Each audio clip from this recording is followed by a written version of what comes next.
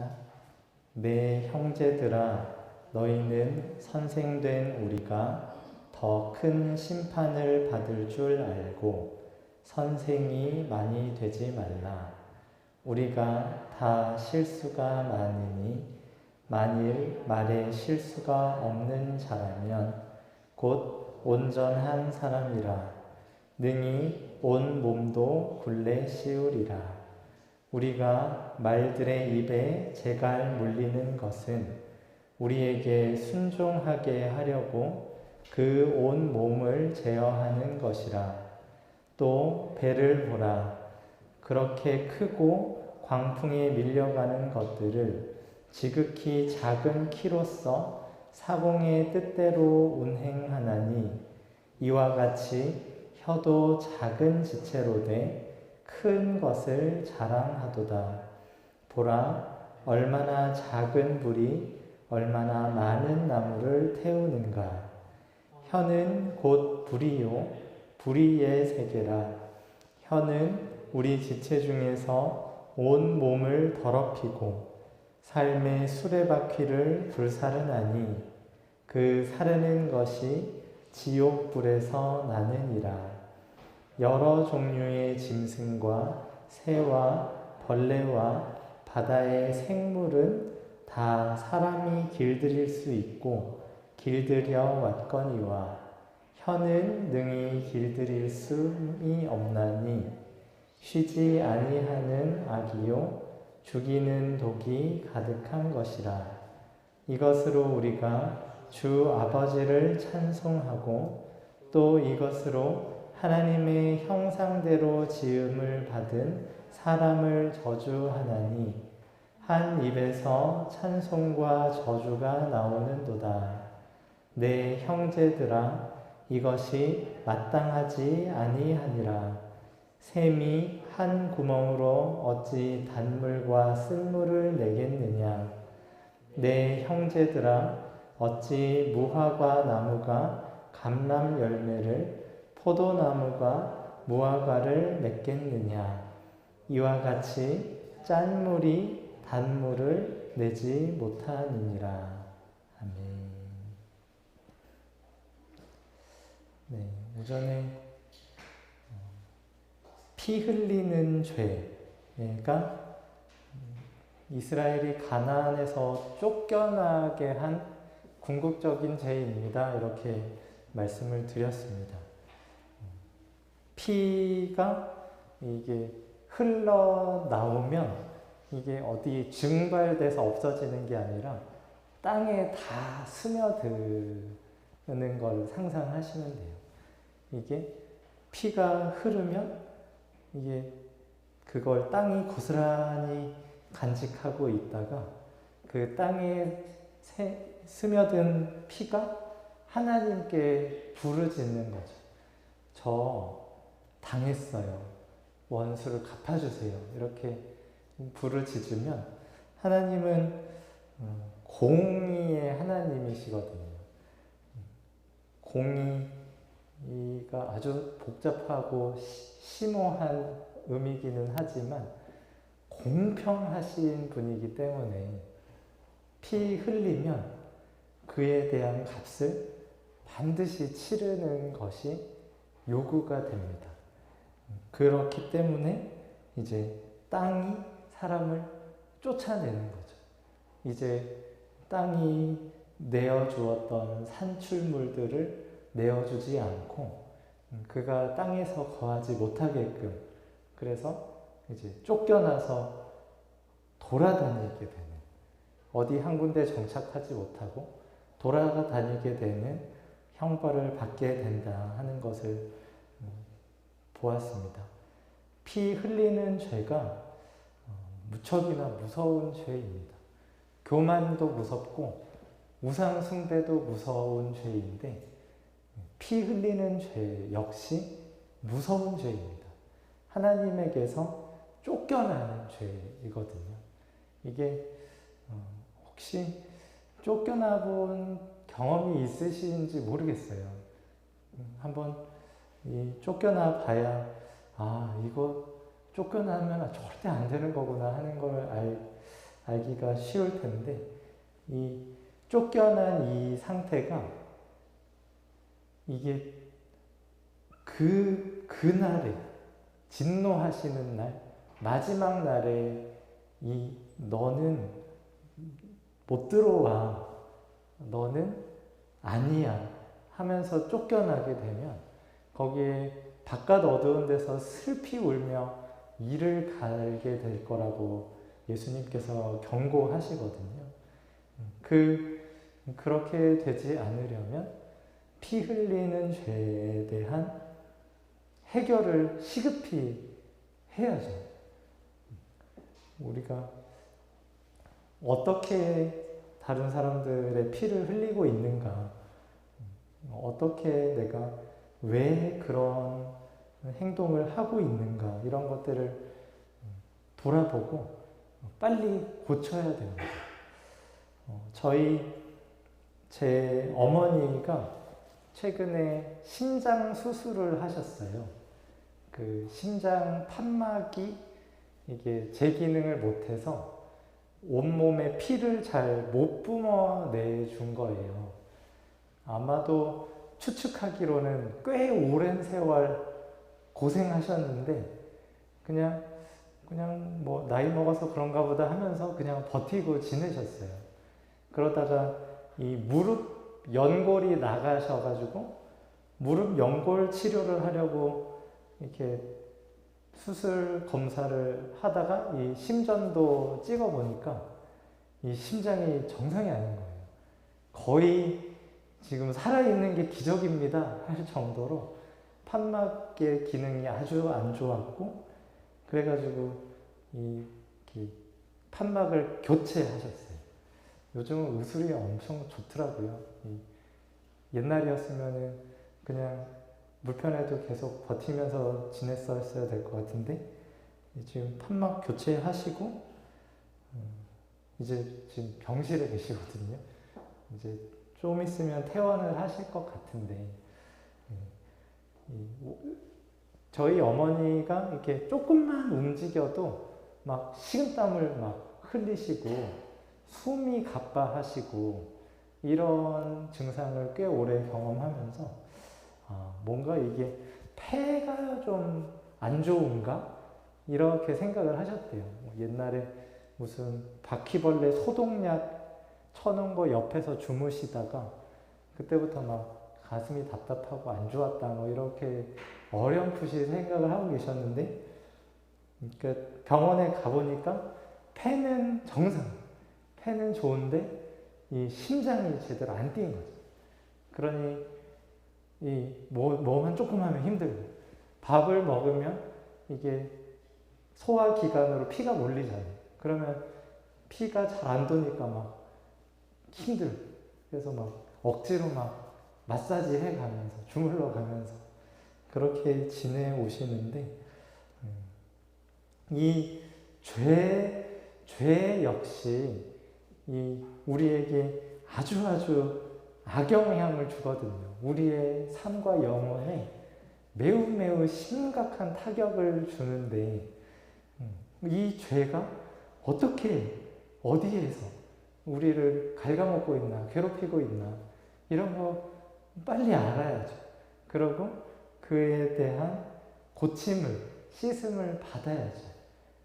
이 피 흘리는 죄 때문에 쫓겨나서 이렇게 괴로운 건데, 내가 돈이 없어서, 아니면 내가 뭐 배운 게 없어서 등등 때문에 고생한다라고 생각을 하고 그거 막 열심히 한다고 해결되는 게 아니거든요. 이 증상의 근원을 빨리 바로 파악을 해야 됩니다. 우리가 피 흘리는 죄 생각을 할 때 나는 다른 사람들 그렇게 해코지 한 것도 없고, 다른 사람들 막 가진 거 막 갈취하거나, 다른 사람들을 이렇게 해롭게 한 게 별로 없는 것 같은데, 이런 생각을 하기가 참 쉬워요. 그런데 오늘 말씀에서 보면 이 피 흘리는 죄를 무수히 짖는 신체 기관이 있습니다. 혀입니다. 혀. 본문 말씀 보기 전에 잠언 12장 18절을 보면 칼로 찌름같이 함부로 말하는 자가 있거니와 지혜로운 자의 혀는 양약과 같으니라. 이렇게 우리에게 교훈하시는데요. 칼로 찌름같이 함부로 말하는 자가 있어요. 그 자가 이렇게 어떤 사람만 그런 게 아니라 우리 모두가 다 그렇습니다. 이 혀가 날카로운 말, 하면 안 될 말들을 무수히 뱉어내고, 그래서 그 말을 듣는 사람으로 하여금 피 흘리게 합니다. 이건 역시 피 흘리는 죄예요. 오늘 본문에서 1절, 2절 말씀에 내 형제들아 너희는 선생된 우리가 더 큰 심판을 받을 줄 알고 선생이 많이 되지 말라. 우리가 다 실수가 많으니 만일 말에 실수가 없는 자라면 곧 온전한 사람이라. 능히 온 몸도 굴레 씌우리라. 이렇게 말씀하십니다. 이 선생된 사람, 가르치는 사람, 앞에서 말을 많이 하는 사람에게 더 큰 심판이 있다. 이렇게 말씀을 하세요. 저희 헬라어 학교에서 배울 때 교수님이 항상 이렇게 주의를 주셨던 내용이에요. 이 헬라어를 잘못 읽어서 엉뚱한 얘기하면 이제 저 따뜻한 아랫목으로 갑니다. 이런 식의 우스갯소리를 하면서 조심해야 돼요. 성경 말씀 함부로 전하면 안 된다는 말씀을 많이 해주셨는데요. 이 비단 성경 말씀뿐만 아니라 우리가 입으로 뱉어내는 말 한마디 한마디에 실수가 없어야 됩니다. 실수가 생기면 그에 대한 대가를 치르는 거거든요. 6절 말씀에 혀는 불이요 불의의 세계라. 혀는 우리 지체 중에서 온 몸을 더럽히고 삶의 수레바퀴를 불사르나니 그 사르는 것이 지옥불에서 나느니라. 이렇게 말씀하세요. 사람들이 이 혀의 죄, 혀를 잘못 놀리는 죄로 이제 많은 사람들의 피를 흘리게 되고 그 피 흘리는 죄가 지옥 불을 부르는 죄입니다 하는 것을 경고하시는 거예요. 우리의 이 전체 신체 중에 혀가 차지하는 비율은 극히 일부거든요. 이 185 정도 되는 사람이라도 혀는 길어봐야 10cm 정도인데 그 짧은 지체로 하는 활동이 우리의 삶 전체를 영향을 주는 엄청난 능력을 가지고 있는 거예요.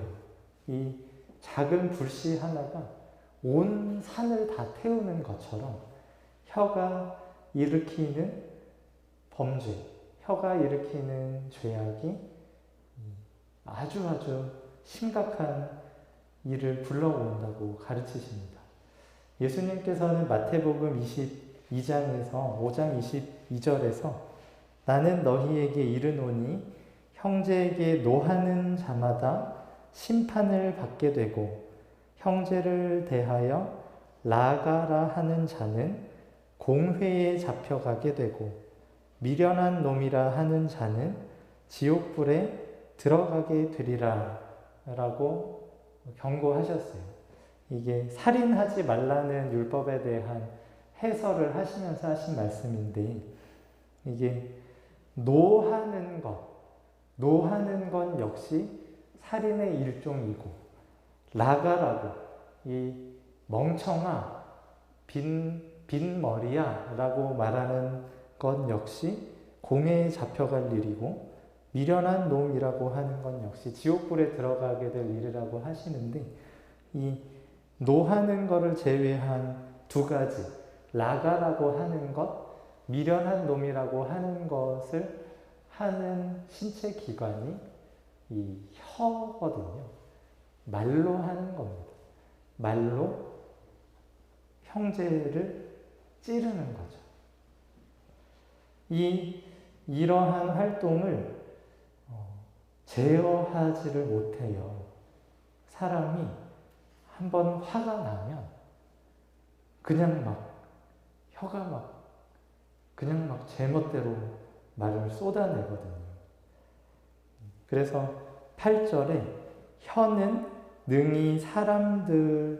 능히 길들일 사람이 없나니 쉬지 아니하는 악이요 죽이는 독이 가득한 것이라, 이렇게 말합니다. 쉬지 않고 찔러대는 거예요. 죽이는 독을 계속해서 뿜어내는 것이 우리의 혀입니다. 우리가 이 죄는, 이 피 흘리는 죄 중에 이 혀로 지은 죄는 조금만 생각해 보면 엄청 많이 찾으실 수 있을 겁니다. 내가 찔려본 경험도 엄청 많이 찾으실 수 있을 거고, 내가 찌른 경험도 엄청 많이 찾으실 수 있을 거예요. 저는 회사를 나온 지가 이제 한 5년쯤 됐는데도 그 회사 다닐 때 이 칼로 찔린 기억이 아직 납니다. 저희 회사 선배들 중에 이제 좀 화가 치미시는 분들이 죽여버려 뭐 이런 식의 말을 저한테 할 때가 있었어요. 한 3분 정도가 기억이 나는데, 공교롭게 그 3분이 다 친구 또래였어요. 아무튼 제가 좀 교만했겠죠. 그분들을 깍듯이 대우하지 않고. 그래서 그분들이 좀 기분이 나빴는지 제가 뭔가 이렇게 이야기를 하다가 발끈해가지고 얼굴을 붉히면서 이렇게 죽여버려? 죽을래? 뭐 이런 식의 말들을 쏘아붙인 기억이 납니다. 뭐 저만 맞기만 했겠어요. 저 역시 뭔가 마음에 안 드는 일이 있을 때, 내가 세운 기준에서 뭔가가 심하게 어긋나는 것 같을 때 매우 날카로운 칼을 막 휘두르는 거죠. 이거를 막 휘두를 때 주로 당하는 사람이 보통은 옆에 있는 사람들이거든요. 옆에 있는 분들 한 번씩 보시면서 많이 아팠어요, 미안해요, 이렇게 한번 보시면 좋을 것 같은데, 저도 저의 가족한테만큼 그렇게 모질게 굴어본 사람은 없는 것 같아요. 저의 제일 가까이에 있는, 제일 소중하고 제일 중요한 사람들한테 이 혀로 이렇게 막 칼을 막 휘두르는 경험이 무수히 많이 기억이 납니다. 이거 생각하면 와, 나 진짜 죄인이구나 하는 게 실감이 나죠. 와, 내가 이게 칼만 안 들었지 강도구나, 살인자구나 하는 거를 실감을 할 수가 있어요. 9에서 10절에 이렇게 가르치세요. 이것으로, 그러니까 이 혀로 우리가 주 아버지를 찬송하고 또 이것으로 하나님의 형상대로 지음을 받은 사람을 저주하나니 한 입에서 찬송과 저주가 나오는도다. 내 형제들아, 이것이 마땅하지 아니하니라. 예배 시간에는 막 하나님 찬양하고 감사합니다, 경배합니다, 하나님께 이런 말씀을 드리다가 이제 일상에서 어떤 순간에 하나님의 형상대로 지음받은 사람을 저주하는 것이 우리가 경험하는 바죠. 우리가 무수히 경험하게 되는 매우 이렇게 쉽게 해석되지 않는, 잘 받아들여지지 않는 현실이에요. 하나님을 찬양하면서 또 사람을 저주하고 분노하고 하는 일들이 무수히 일어나는데 이것이 마땅하지 않다. 하나님께서 우리에게 이렇게 말씀하세요. 11절, 12절에 샘이 한 구멍으로 어찌 단물과 쓴물을 내겠느냐. 내 형제들아, 어찌 무화과 나무가 감람 열매를, 포도나무가 무화과를 맺겠느냐. 이와 같이 짠물이 단물을 내지 못하느니라. 그러면 이 하나님을 찬양하는 말, 그리고 형제를 저주하는 말, 이것이 동시에 나올 때 이 둘 중에 어느 하나는 가짜인 거죠. 둘 중에 어느 하나가 가짜인 거예요. 무화과 나무가 감람 열매를 맺을 수 없고 포도나무가 무화과 열매를 맺을 수가 없는 것처럼 이게 무화과를 맺었으면 무화과 나무인 거죠. 감람 열매를 맺었으면 감람나무인 거예요. 형제를 저주하는 말을 했으면 살인자죠. 그런데 이게 해석이 잘 안 되니까. 왜냐하면 예수님이 나의 죄를 위해서 십자가 지셨다는 걸 우리가 믿잖아요. 그분이 내 죄를 다 짊어지고 십자가에서 못 박혀 죽으셨잖아요.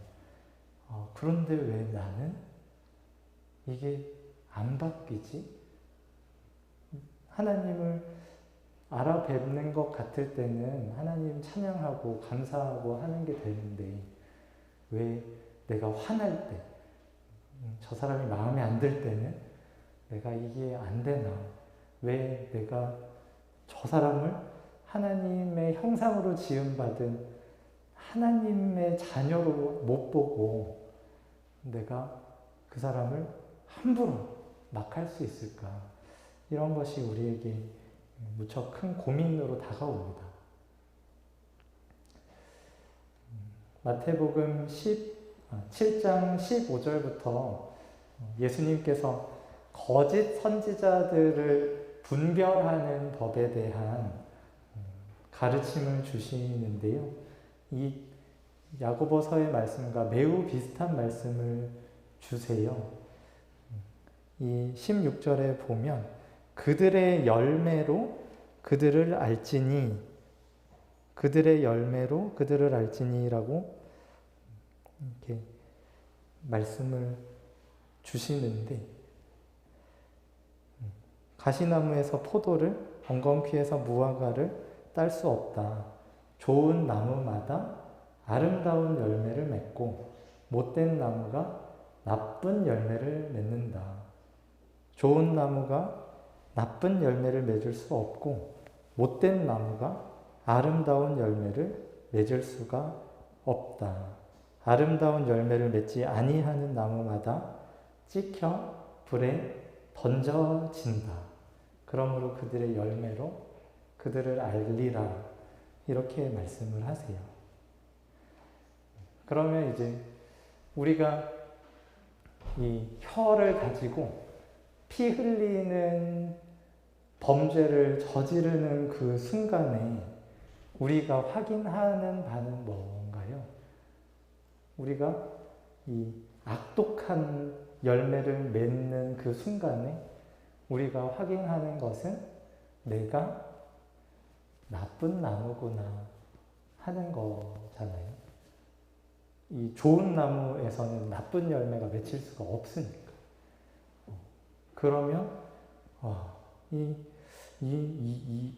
나는 분명히 예수님 믿는다고 생각했고 나는 신앙생활도 꽤 열심히 오래 했고 그런데 뭐지? 하는 의문이 들잖아요. 막 교회에서 세례도 받았고 이제 성부와 성자와 성령의 이름으로 세례를 받고 당신은 이제 하나님의 자녀입니다. 이런 확증도 받고 성찬식 할 때는 예수님의 몸과 피를 받아서 먹고 그러는데도 우리의 삶의 현실은 여전히 이 악독한 말을 내뱉고 칼로 사람을 찌르고 그러는 일들이 일어날 때 우리가 기억해야 하는 것은 무엇일까요?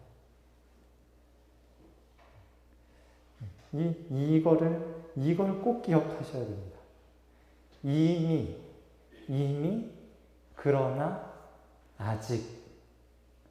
이미, 그러나, 아직.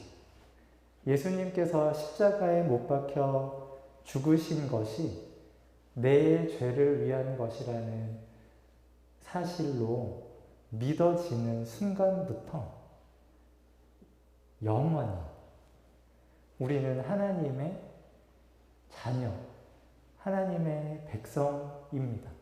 하나님께서 하나님의 강권적인 손으로 우리를 하나님의 자녀로 붙잡으신 거예요. 그것을 우리의 하나님의 손에 들어있는 성도의 생명을 이렇게 하나님 손에서 강탈해 낼 수 있는 그 무엇도 없는 거거든요. 하나님께서 우리에게 성령을 보내주시고 우리 안에 믿음을 주실 때 그것은 그 누구도 흔들 수 없는 확실한 사실로 우리에게 다가와요. 우리가 하나님의 자녀가 되었다는 것, 우리가 하나님의 예수님의 피값으로 속량을 받았다는 것. 그런데 이렇게 죄에서 건져졌다는 것을 믿는데도 불구하고 우리 안에서는 여전히 죄의 습관들이 왕성하게 활개를 치고 있거든요. 그것들을 보면서 이제 믿음이 더 발동되어야 되는 거예요. 내가 믿는다고 했는데 보니 내 삶의 열매들을 보니 믿는 사람이 아니네 하는 증거들이 무수히 발견이 되거든요.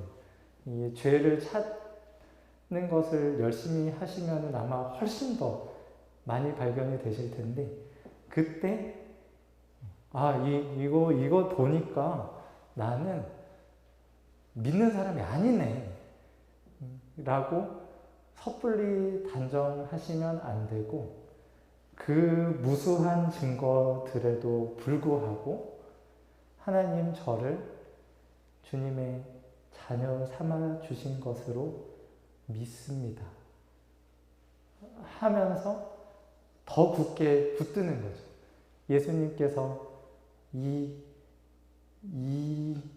흉악한 범죄자를 위해서 십자가 지신 거구나. 예수님께서 이렇게 악독한 칼을 마구 휘두르는 죄인을 위해서 십자가 달려 피 흘려 죽으셨구나 하는 것을 더 생생하게 더 굳게 믿는 거예요. 그 믿음 안에서 하나님께서 성령의 능력으로 우리의 마음을 변화시켜 주시고 우리의 삶을 변화시켜 주실 때 이제 우리가 고민하고 애타하던 그 문제들을 이제 이기게 해주실 때도 있는 거죠.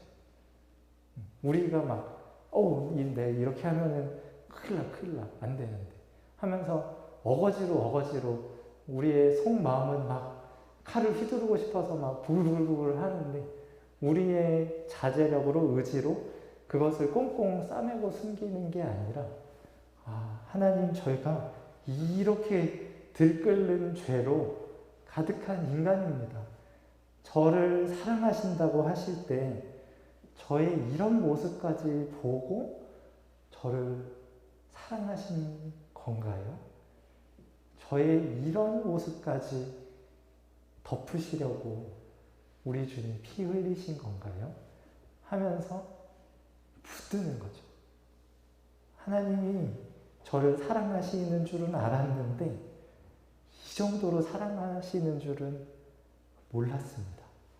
하나님께서 저를 귀히 여기시는 줄은 알았는데 제가 이렇게 형편없는 인간인 줄은 몰랐습니다. 그런데도 저를 사랑하신다고 하시니, 그런데도 저를 끝까지 붙들고 놓지 않는다고 하시니 감사합니다. 이제 제 삶이 주님의 것이고 주님을 위해서 사는 삶이 되기를 원합니다. 하면서 그것을 굳게 붙잡는 과정으로 우리의 믿음이 자라가게 되고 하나님을 향한 사랑과 하나님이 허락해 주실 하나님 나라에 대한 소망이 더 온전해져 가는 겁니다. 아마 무수히 나오실 거예요. 이게 내가 해야지 해가지고 하는 사람은 아무도 없거든요. 그냥 이게 이렇게 누가 또 칼을 한번 휘둘러서 이렇게 찌르면 이렇게 바로 뽑는 게 우리 부패한 마음이거든요. 그런 마음을 하나님 앞에 이렇게 올려드리고 그러한 마음까지도 그러한 죄인까지도 받아주신 은혜를 새로이 경험해 가는 것, 그러한 과정이 우리에게 필요합니다. 이사야 선지자가 하나님의 영광을 배웠을 때 그가 고백했던 말이 이런 말입니다. 이사야 6장 5절부터 보면 그때에 내가 말하되 화로다 나여 망하게 되었도다. 나는 입술이 부정한 사람이요 나는 입술이 부정한 백성 중에 거주하면서 만군의 여호와이신 왕을 배었음이로다 하였더라. 우리 안에서 죄가 발견이 될 때 우리에게서 맺혀지는 열매가 나쁜 열매일 때 이렇게 탄식할 수밖에 없죠. 제가 나쁜 나무입니다. 제가 신앙생활을 꽤 오래 했다고 하는데도 여전히 이 모양입니다. 하면서 하나님 앞에서 탄식하고 아파할 때 그때에 스랍 중에 하나가 부젓가락으로 제단에서 집은 바 핀 숯을 손에 가지고 내게로 날아와서 그것을 내 입술에 대며 이르되 보라 이것이 내 입에 닿았으니 내 악이 제하여졌고 내 죄가 사하여졌느니라 하더라.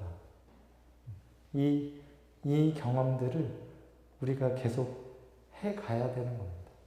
우리가 나쁜 나무인 것 같은 결과들을 발견하게 됐을 때 하나님을 찬양하는 것과 동시에 형제를 저주하는 분노하고 폭력과 살인을 일삼고 싶은 이 들끓는 마음이 발견이 될 때 하나님 앞에 망하게 되었습니다. 제가 부정한 입술을 가진 사람입니다. 고백하며 하나님 앞에 엎드리는 그때 하나님께서 수치로 입술을 정결케 해주시는 것처럼 우리의 죄를 정결케 해주시고 우리의 죄를 사해 주시는 그런 은혜를 계속해서 누려가야겠습니다. 마지막으로 잠언 13장 2절에 이렇게 말씀하십니다. 사람은 입의 열매로 인하여 복록을 누리거니와 마음이 괴상한 자는 강포를 당하느니라. 이 입의 열매가 복을 먹게 하는 원인이 되기도 하고 강포를 당하게 하는 원인이 되기도 하는데요. 이 입의 열매는 마음과 연동되어 있습니다. 마음이 이 좋은 마음인 사람들은 입의 열매가 좋은 열매로 나오는 거예요. 그리고 그 열매를 우리가 먹고 누릴 수 있게 되는 것이고, 마음이 괴사하다. 마음이 이 거짓을 추구하고 속이는 것을 추구하는 그런 어긋난 마음일 때는 그 마음의 입의 열매가 강포를 불러일으키는 그러한 것인 것을 우리가 기억해야겠습니다.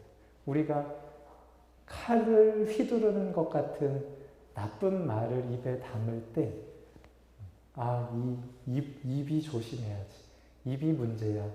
하는 것도 물론 맞지만, 그 입으로 하여금 그렇게 하게 하는 그 마음의 문제를 해결을 해야 돼요.